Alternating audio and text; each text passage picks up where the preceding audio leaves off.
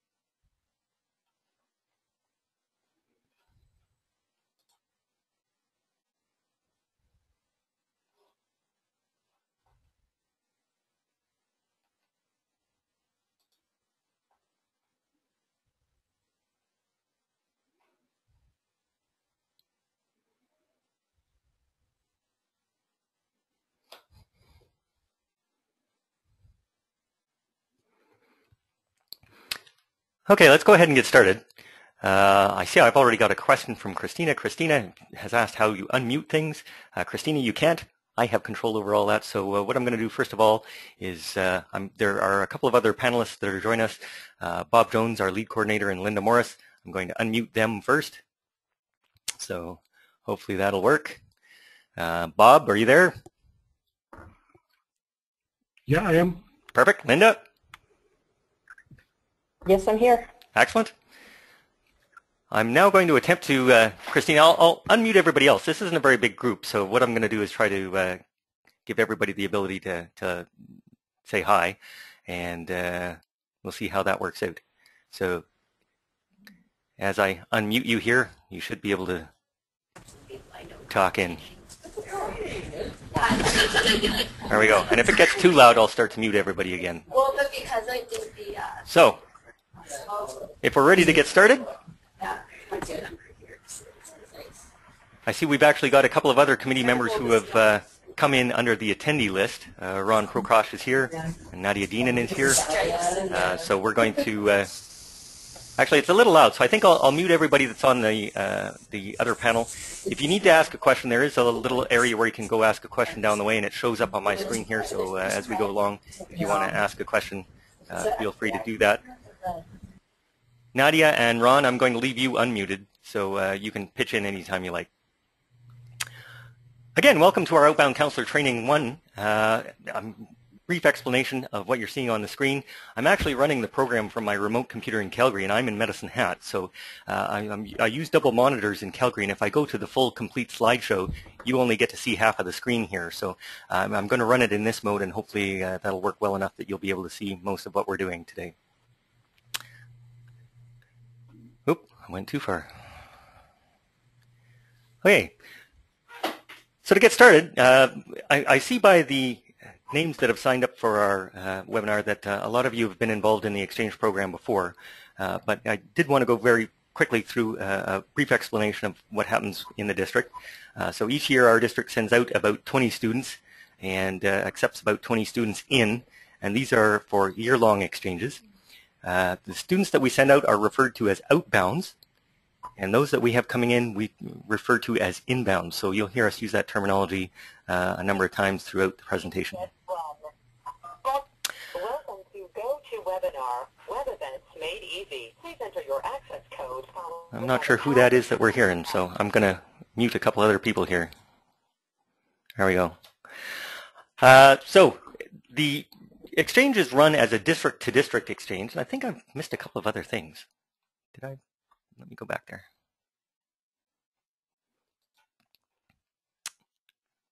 I have to make the screen just a little smaller so I can actually get in. There we go. Yeah. No, I think you're okay, Jeff. That was okay? your second slide. That was the second slide? Okay, I'm just going to pop back over here and do this as well. Okay, so What we're running is a district-to-district exchange, and Bob, who is our lead coordinator, arranges all of those exchanges with people in the different districts. And what you're seeing on the screen now is a number of countries that we have done exchanges with, either currently or in the relatively distant or relatively recent history. The program is administered in this district by the Youth Exchange Committee. That committee is chaired by Rick Eisted. You see that there are a number of other people that belong to the committee that do various different jobs, and we might get into that a little bit later on. The other person that you're probably going to be in touch with quite a bit is Laura, who is our administrative assistant. She's the one that's going to be taking all your applications from you and things like that.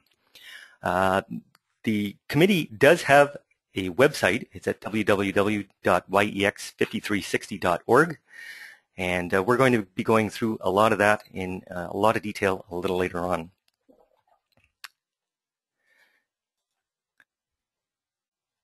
Committee, pop 2. The committee is also made up of a number of coordinators, and that is what Bob and Linda and I do. Nadia is also on. She has been a coordinator up until fairly recently. So I think she's actually moving off that committee, though her name still shows up there. So these are the people that actually help to arrange the exchange, and you'll find out a lot more about them as we go along as well. So this particular training program is for outbound counselors, and what we wanted to talk about was what is the actual role of the outbound counselor. And this is a little excerpt that's taken from the Youth Exchange Handbook. Linda, I don't think this part has changed, has it? Linda?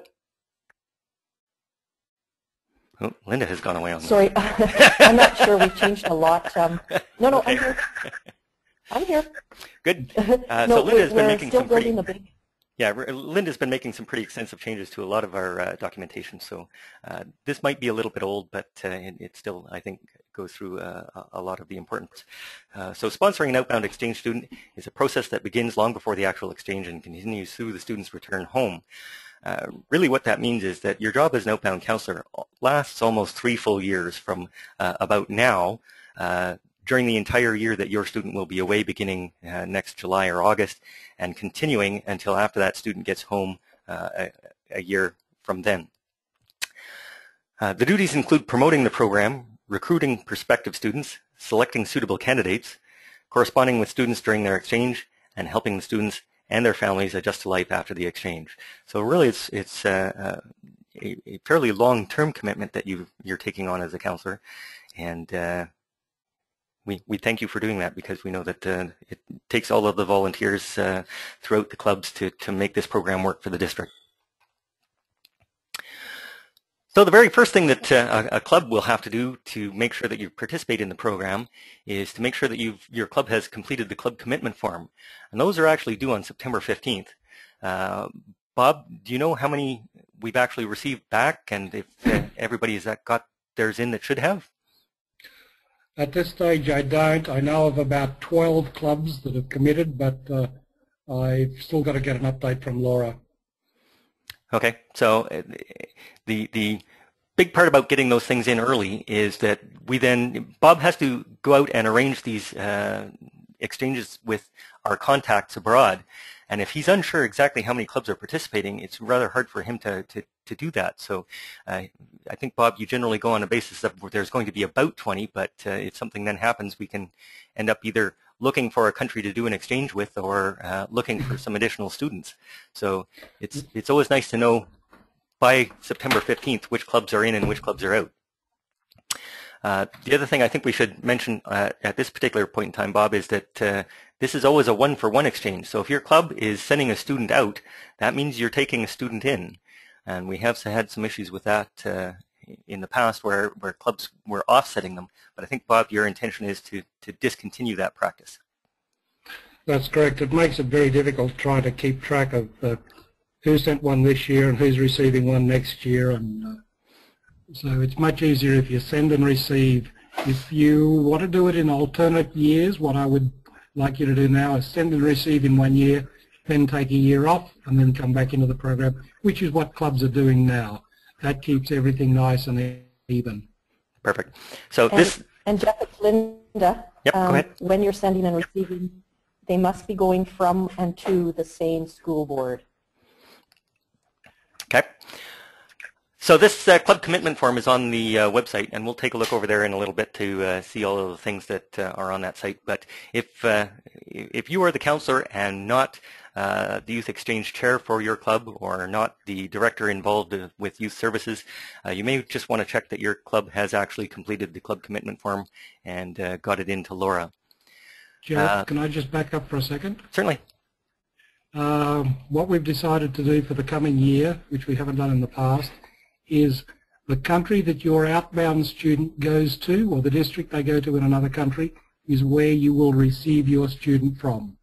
So if your student's going to France, you can expect an inbound student from France. Okay. A couple of other things that you might want to get on right away are making sure that everybody that's going to be involved in the program has police security checks done. It's a simple process of, well, I shouldn't say a simple process. It's a process of filling out an application and getting it to your local police department, and they go through and make sure that the people don't have past criminal records involving youth or sexual abuse. The other thing that... sorry, Bob? Sorry, Jeff. Just one other thing with the police security checks. The police will also do the vulnerable the VSS, vulnerable services sector for youth aged between 12 and 18. Sometimes if your name, birth date or whatever matches someone on that $22,000 plus register, you'll be asked to come to the police station and do a fingerprint check. It's quick, it's simple, they'll do it, and the moment they do the fingerprint check and confirm that you're not on that list, those fingerprints are destroyed. They are not kept on record. Okay, and that happens to me, for example, and at least here in Medicine Hat, they're now doing it all electronically with a machine, so they actually had the answer back to me within a couple of hours. Yeah, it happens to me as well. The next part is everybody involved with youth at any level in Rotary should actually take the Youth Awareness Protection Program training. NIA now, which is the North American Youth Exchange Network, offers an online training tool that takes about 45 minutes to run through a simple slide presentation, and then there's a quick true-false exam that has 20 questions on it. Once you're done the exam, you can actually print out a little certificate that says you've done it. If you want to print that out and send it off to the district, that'll make sure that you're recorded as having completed the training. So our club actually did it as a club here a few weeks ago. We all went through it during a lunch meeting, and everybody participated in doing the slide presentation. So we now have a bunch of our members that have done it. Jeff, it's Linda. Just another tip for that. We did it as a club as well, and we had a few of us do the test on the side beforehand. We printed off the results, erased all the answers, and we had a handout and had our members do the test handwritten. There you go. Afterwards, so that they had we did the presentation at a club meeting. They all did the test at the club meeting, passed the test to the person to the right. They marked it. Everyone who had passed now is considered awareness training trained. So Correct. we pretty well did almost all the club at once, much Excellent. like you did. Excellent. So the next part we want to go into is promotion and recruiting, and hopefully most of you have at least started this part by now. There are some resources that are available on the website to help with that. There is a brochure and a pamphlet that are available. If you haven't already, we suggest that it's a good idea that you meet with some school guidance counselors in your area or the administrators or whoever you might be able to get in touch with at the school that can help you out. Provide them with promotional material. Hopefully they'll be able to put up some posters for you. Lots of times they'll make PA announcements and that kind of thing, and see if we can't get some interest at the schools that way. A lot of us also hold informational meetings at the school, so we put up the posters and things kind of a week in advance, and then we hold a session sometime during the day that students can attend to get some more information. It's always good in that instance to take along a ROTEX or a returning student. So this is somebody who's been out on exchange for a year and has now come back, so that they can add some insight from a student perspective. It's also good to take along your inbound students. So if you've got somebody here from another country, it never hurts to take them along to the meeting as well.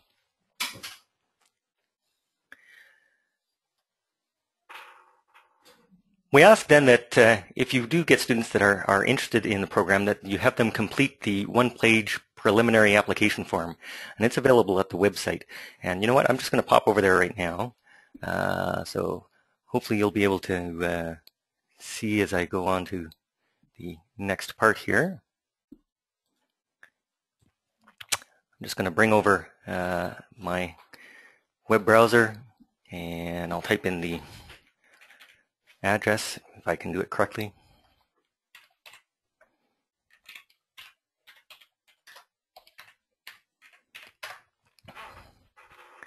And this is a fairly new website for us. We've just had this running for a few months now, so if you haven't been to our website recently, you might want to go there and check it out. If you click on this Becoming an Exchange Student part, this preliminary application that we're talking about is available down here. So it's available for anybody to download. Generally, we take a few of them into the schools with us when we go, but if your club hasn't been doing that, you can certainly direct any students that are interested to the website, or print some off and get them to them in any other way that you can. So this preliminary application is a fairly short one. It's only one page long, but it should give you a fairly decent idea of who your candidates are and what their interests are and that kind of thing, to be able to make a preliminary selection for who it is you might want to interview. If you're unfortunate, like those of us in Medicine Hat, where we very often only get 2 or 3, we end up interviewing everybody. But if you're in a center where you've got more than that, you might be able to make a first selection based on this preliminary application. We're asking, though, that you remember when you're accepting these preliminary applications that students have to be between the ages of 15.5 and 17.5 when they leave. So if they're applying now, students should be no more than about 16.5 right about now when they're filling out this preliminary application. We have had a lot of issues in the last few years with countries that won't accept students that are older than that. And Bob, you might want to talk a little bit about that. In particular, I know France is an issue, and I think there are some other countries as well. Yeah, Spain in particular is the students are much younger, and they cannot have completed high school to go to Spain. So anyone that's graduated from grade 12 can't go to Spain. I just got, so far I've had requests for exchanges from Spain and France this year, and France have reduced their age to be no more than 17 years and 5 months as of the 31st of August next year. So that's making them even younger, and that's a government requirement now. There are 1 or 2 countries left that will accept 18-year-olds, but we're finding more and more that countries will not accept 18-year-olds because when they leave, because they're adults, and a lot of them have a tendency to say, well, I'm an adult now, I don't have to follow Rotary rules, which creates problems. Anyone older than that, the schools won't even accept them. So we've made the decision as a district that 17.5 will be our maximum age, even though the RI website does say 19. But that's what we're going with, and that's what we're finding most countries around the world that we exchange with anyway, that's what they're doing. And I think probably one of the things you should remember is that these students are required to go into school while they're away on exchange. And lots of countries won't put them into the final year of what we would call high school, because those students are fairly concentrated on their studies in that final year and have to pass a series of exams. So in lots of cases they would put them into our equivalent of what is grade 11. So students in grade 11 are generally 16 and 17 somewhere, and if we start putting 18 and 19-year-olds into grade 11, they don't match as well, and it makes their exchange a little bit more difficult. So, and also with Switzerland, you can expect your student to go into grade 10 because that's where they put them. If they're an 18-year-old in grade 10, they're with 15-year-olds, and they find that very disturbing in a lot of cases. So that creates another problem again. Okay, one of the things I should mention is that everybody that was pre-registered for the course, I sent you out an email yesterday that had a number of attachments to it. So hopefully you were all able to get that. It was, boy, I keep having this pop up. Part of what was in there was the slides from this presentation, and then a number of other documents that we're going to talk about. I believe I included a preliminary application in that email, so you should be able to print that off.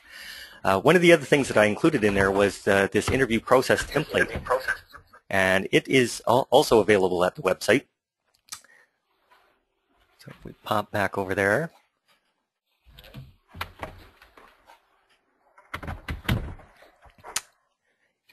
And it is in this Clubs and Counselors section.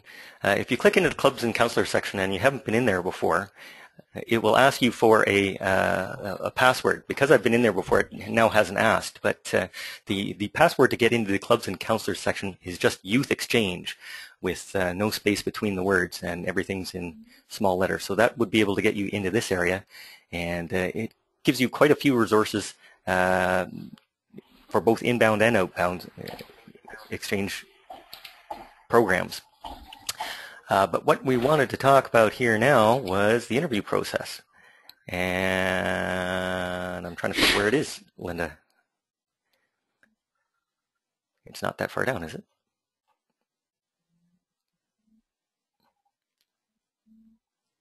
Oh, is it just in the Dropbox section, Linda? Is it not not actually on this part? Linda's gone away on me again.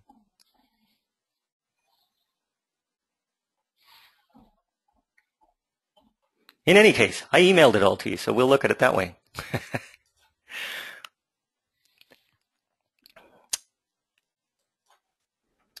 Yeah, sorry, Jeff, we are rejigging the site, and the new site has everything in the right place. The old one, not quite yet, so it is hard to find some of the stuff. Okay, and I think what's happened now is this has popped over to my other screen, so let me drag it back over here. Oh, and it went away again. So, it doesn't want to step for me. Come back here. There we go. So this is an Excel sheet, and what it does is, would you like to talk a little bit more about it, Linda? I think, was it you and Nadia that put it together originally?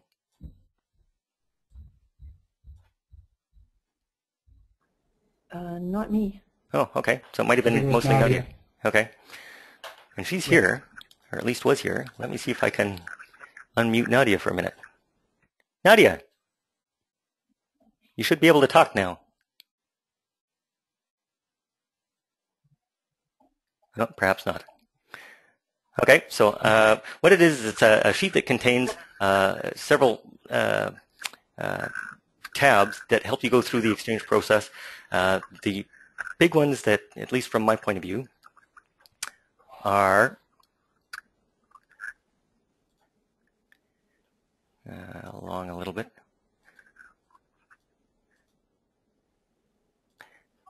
It goes through a number of questions, and it's kind of hard to see on such a small sheet, but it goes through a number of questions that you can ask both students and parents.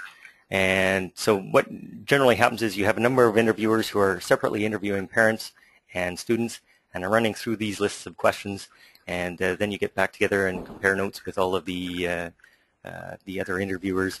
And this actually has a scoring mechanism as well. I know there are clubs that don't necessarily use this. In fact, I think probably most don't, but it's a good idea to at least take a look and see what the questions are, and get a process together for how you're going to go and conduct the interviews. Jeff, it's Linda. I'm not sure I've ever seen this. I've seen the list of questions for students, and I think the key point here is that every student, you need to be able to compare them, so they should all be asked sort of the same questions, whether you use this or the other one. This is cool. I'm going to have a look at it. And Okay. then the second thing is make sure you interview the parents separately. Make sure they understand their responsibility, and you're looking for their attitude towards the exchange. Are they pushing the students? Are they reluctant? Are they worried about the financial aspect? Are they going to be a good exchange parent? Because you can have as much problem with the parents as with a student going away not being prepared. I think one of the important things you need to ask the student is, whose idea was this for the exchange? And if it was the parent's idea, you need to look much closer at the student, because they may be there unwillingly. Right. So, Nadia, I have tried to unmute you again. I see you've been asking some questions about it, so if you're available, go ahead.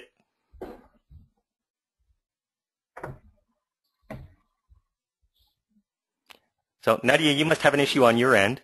If you want to take a look up into the options part, it will ask you which microphone and things you're using. So we can't hear you on this end. If you want to try and do that, I'll leave you unmuted, and hopefully you can join in with us in a minute. Okay, I'm going to just minimize this, and we'll go back over to our presentation. So once you've completed the interview process and you've picked the candidate that you would like to propose to the committee, we ask that you then complete the long form application.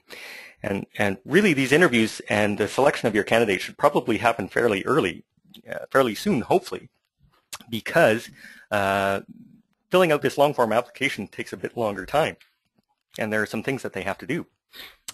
The long form application is available on the website, which I think I can bring back up here. Okay, go up just a bit. There we go. So there's the long-term application form. I'm actually going to bring it up. I've got another view of it here, so we'll bring it up that way.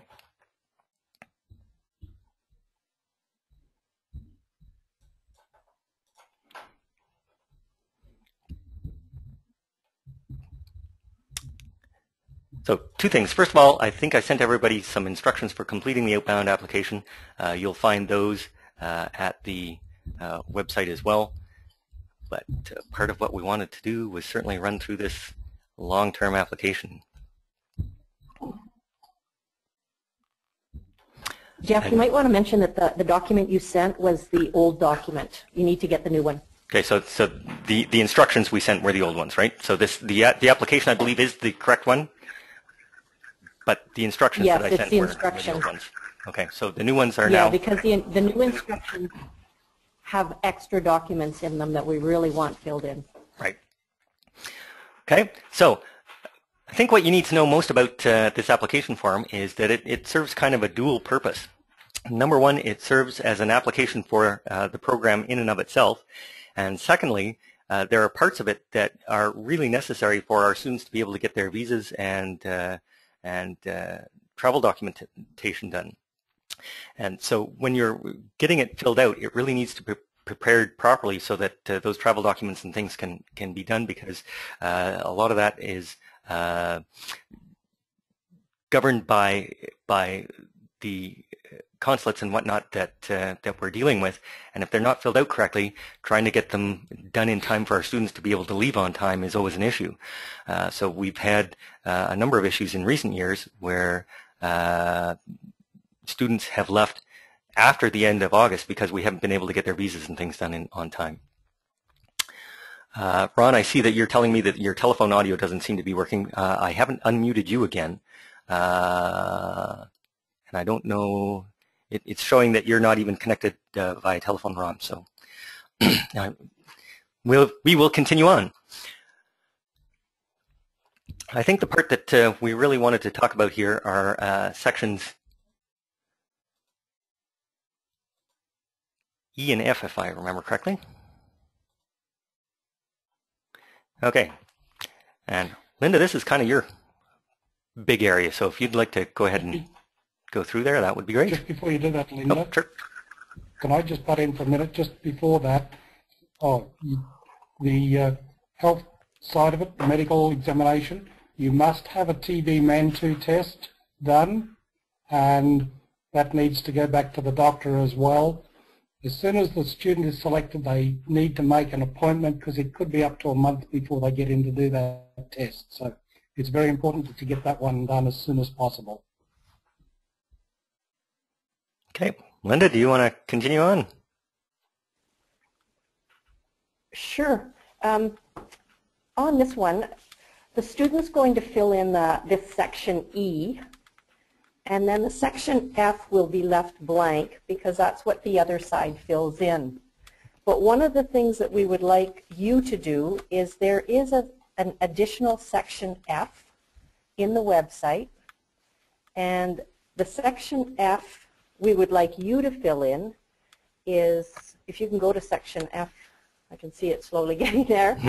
We would like you as the clubs to fill in, not in this application, but you can pull up this one document from the website, fill it in for your club, leaving the student's name blank. And what we're going to do, it's in section F, A, host family, B, host club, leave C blank. You will get the schooling to do that for your inbound and fill in the rest. So everything but section C, you should fill in 4 originals. And what we're going to do is you're going to submit that with the application. We'll take that one out and put it in with your inbound, so you're already ahead of the game for your inbound. And I know you're all outbound counselors, but it's going to make things faster. And in addition, there's another document called the Alberta School Reciprocal Agreement, where again we need both outbound and inbound. So we'd ask you to pull that document as well and have your student fill in the left-hand side, which is the outbound student portion. When they go to the school to get this long-form application signed, they'll also get the principal to sign that document to say that they're good with an inbound and an outbound. And then their outbound parents will sign. And you'll attach those 2 documents along with this long-form application. And what that does is puts us miles ahead for the inbound documentation. Okay, Linda, I thought I had included the that reciprocal agreement in here, but apparently it's not in my section of where I thought everything else was. But if we pop back over, sorry, go ahead. It may be in either the club section or the inbound section. Well, and I never see it there, to tell you the truth. So let me just go down here. There is a website that you can pick it up off at. It's just a Government of Alberta website, and I wonder if I. Yeah, mind you, when we open the new website, it'll be really clear because I've put for the outbound documentations. We've named them document 1, 2, 3, 4, and 5. So 2 of them are instructions, 1 to do all the documentation, and the other how to complete this reciprocal agreement. And then the other 3 are the long form application, the reciprocal agreement application, and the extra part F that we want you to do for the inbounds. Right. So just to be clear, counselors, when you're having your candidates complete their long-term application, or the long-form application, they need to complete that entirely with the exception of Part F, which is going to be filled in on the other side. And we would like you to have Part F, a second Part F completed for us with your club information so that we can attach it to inbounds coming that we'll start getting information for in the new year. And then we need that 1/2 of the reciprocal exchange agreement completed. So we need 3 different things from you. And the reciprocal exchange agreement goes to the outbound student along with the long form application. Okay. To get completed. Okay. Ron, I think you are now unmuted. It would appear so. There you go. Did you have some part that you wish to add about what were we talking about at the time that you wanted to get unmuted? I can't remember. The thing I was noting was back at the interview stage, and you've got the form or the guide that will guide you through that. I think you were saying that most clubs don't necessarily follow or use that particular set of materials. I don't think they're using the actual Excel sheet. Right, but the key is you cannot just arrive at the interview and sit down and have a nice little friendly chat. you need to go in prepared with some questions in an organized way to get at the issues that are going to allow you to make a good selection. So whether you use this form or whatever you do on your own for your club, is be prepared. Yeah, Ron, it's Linda. There's two sets of questions, I guess, is the issue. One are the Rotary set of questions, and then someone's taking Rotary questions and put them into a nice format. Yes. Yeah. Okay.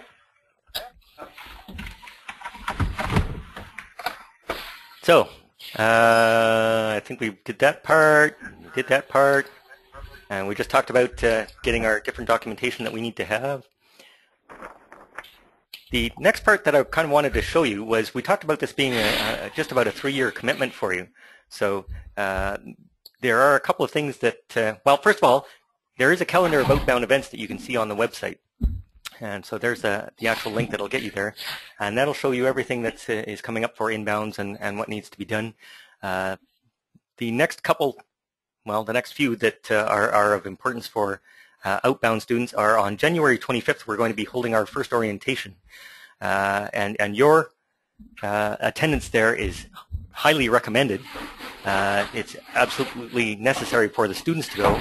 At that meeting, we'll be doing some initial training and getting to know each other. I think that we still run an awareness program for counselors at that time, and hopefully by the end we'll be able to tell students where they will be going. So hopefully you can make that one. It's not absolutely mandatory for you, but we sure like to see you there. What is absolutely mandatory for you is the March 14th to 16th weekend.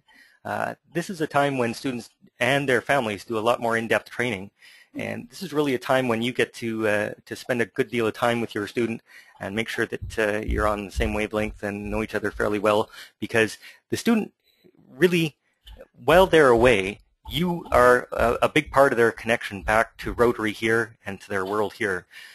In the chain of command things, if things go bad while they're abroad, the first person that they're looking to talk to is their inbound counselor on the other side. And if they're not getting any help there, then there's a list of people that they can go through to see if they can't get help with whatever issue they might be having. And your name is at the top of that list. So if they're not getting satisfaction from their inbound counselor on the other side, one of the next people that they're going to be looking for is you. And if you haven't been at that March 14th weekend to really get a bond developed with them, they might find it a little more difficult to open up and tell you about some of the real problems that they're having. And really, your connection with them while they're gone is very important to the club as well, because it often happens that once the students are gone, they have very little connection back with the club unless it's coming through you. So really, you're the connection point, and it's important that you're at that March 14th to 16th weekend to make sure that you're developing the bond correctly. Jeff, I would just add, in addition to these particular dates, your club may also have a number of activities that are going on, social events, etc., like spring fling or whatever it is. And very helpful to include the student and maybe the student's parents in those activities. One, to build that bond. Secondly, to get them more acquainted with what Rotary is all about. And just get them really into the program. Okay, Nadia, I think you are now connected by audio, and I have unmuted you, so you may be able to join us. Oh. There you go. Thank you. I've been typing about the Excel sheet that helps out with the interview. If I can go briefly to it. Ron was already mentioning that if you go through this process, everything is already done for you. Before the students get selected to come to the interview, if you have the applications and you put all the questions and their age and everything in, it will already tell you which student is qualified to come to the interview, because the age category is in there, the academic category is in there, so it makes your life a lot easier. And then when you do the interview and you have your questions selected, you mark them according to the information. When the interview is over, you put all the marks in the Excel sheet, and then the final answer comes out for you. It cuts out lots of bias, and all the Rotary rules are in there. So I hope that clarifies it. Okay, and it was you that put this together originally, Nadia? Yes. Okay. I did. And Very we use good. it in medicine. Okay. So it has 3 sections. It's got biases out. It does everything for you. And so when you come to a selection to a student, you can say, because of this and this and that, 3 categories. That's how I come to this conclusion. Okay, we've obviously followed somebody into the bathroom. So we'll go back to the rest of the presentation. And there isn't too much left here. Again, I just wanted to... Sorry? Okay. Again, the last thing... That, sorry, go ahead. Did somebody have a question or wanted to make a comment? Okay, so as I was saying, kind of the last thing we wanted to do was make sure that you were aware that the website is here and has been updated recently, and we are updating a bunch of the documents that are in there all of the time. Linda has been doing a spectacular job of getting everything up to date. I think, Linda, you've had some help, but I'm not exactly sure who all has been helping you. So, A lot of people. a lot of people? Okay. So that kind of brings us to the end of what we had for the formal presentation part. If any of the counselors have any questions, why don't you just type me a quick question in the a quick note in the question section, and I'll unmute you, and we'll see if we can't get some questions going, and we'll try and answer them for you. Or maybe what I can try and do, I wonder if it would be absolute chaos if I tried to unmute everybody.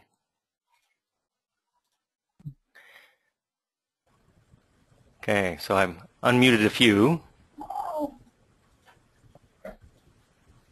If you're on via the phone, it's a little more difficult to unmute you. So, but does anybody have any questions?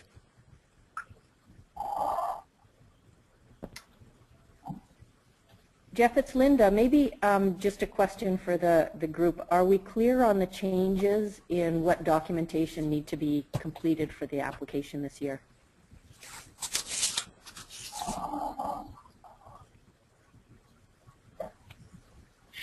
Now they're not talking because they think they can't talk. So everybody should be unmuted. So if you want to say anything, please feel free. I'm clear on it, thanks. Or you should probably tell us who I'm you clear are. as well. Okay. So if nobody has any other questions, I guess we can wrap up. Again, if something comes up later on that you have questions, do feel free to contact any of us, and we'll see if we can't help you out. I just have one question. Certainly. Sorry. This is Christina from Lethbridge. Hi. The November 30th deadline, is that for like our final candidate? That's for the person we want to send? Yes. Okay. Thanks. And it's Linda. One other feedback on the 2 sections of the manual that we attached to your first email that Jeff sent out. If you have any feedback or suggested edits, please feel free to send them to me. We're trying to put everything in one place for everyone. And Christina, give me a call later on and I'll bring you up to date with the interview and selection process in Lethbridge, because we do it all together as the 4 clubs. Yeah, I figured. Yeah, that sounds good, Bob. I figured you guys were doing that. Thanks. Okay. Okay, so the part that Linda was just talking about was there is actually a handbook out, and so what I've got up here, and I think I sent out to most of your sections 4 and 5. I believe the ones I actually sent out are old ones though, right?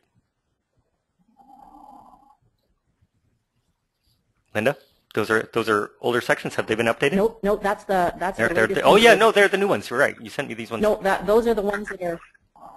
Yeah.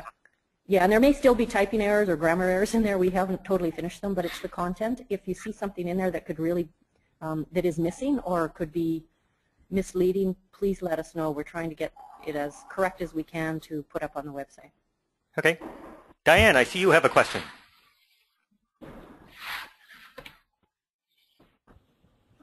Okay, Diane, you might be in the same issue as Nadia was, where you'd have to check and make sure that you're connected to your that the proper mic that you're talking through.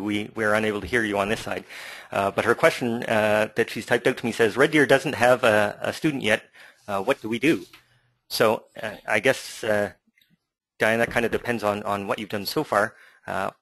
First thing we need to know is that you've got your club commitment form in to Bob, well, to Laura, I guess, and that way to Bob, so that we know that you're participating. After that, hopefully you've got some contact at the schools that are in your area and are able to get together with some of the guidance counselors or administrators and to get the program publicized in the schools. And hopefully then from there you can get some interest and have some students fill out that one-page preliminary application that you can find on the website. From there you go through and do some interviews with students and their parents and have a candidate that you select complete the long form application. So hopefully that answers your question. Get that long form application into Laura by the end of November, and you should be away. If you have any other questions with it, do feel free to let us know. Anybody else have any questions? Jeff, it's Brad Sewell from Heritage Park. Just wanted to say thanks for the overview. It provided lots of good information. Well, thank you very much. I hope everybody enjoyed this format. We decided to try and do it this way instead of trying to get everybody together. Hopefully this way it's only an hour out of your Saturday rather than, especially for those that are not in Calgary, having to travel several hours to come to a 1-hour meeting. Hopefully this will be a way that we can deliver information to you on a much more regular and current basis without everybody having to spend a whole lot of time doing it. So I hope that worked for everybody. Yeah, I appreciate it. No problem. Well, if nobody else has any other questions, we'll wrap this up. We have been recording the presentation, so hopefully we'll be able to get a recording of the presentation put up on the website. And if you do have any other questions or you wanted to go back through something, you should be able to run through the presentation again and let anybody you know that wasn't able to attend today but would be interested in the presentation that it's going to be on the website, and we can go through it that way. So again, thanks to everybody who attended. Thanks to those committee members who were here and helped out. And again, if you ever have any questions of any kind whatsoever, please feel free to get in touch with anybody on the committee, and we'll be happy to help you out. Hope to see you all on January 25th, and if not then, certainly at the March weekend in Calgary. We'll talk to you then. Bye-bye. Bye. Thanks, Bye, Jeff. everyone. Bye. Bye.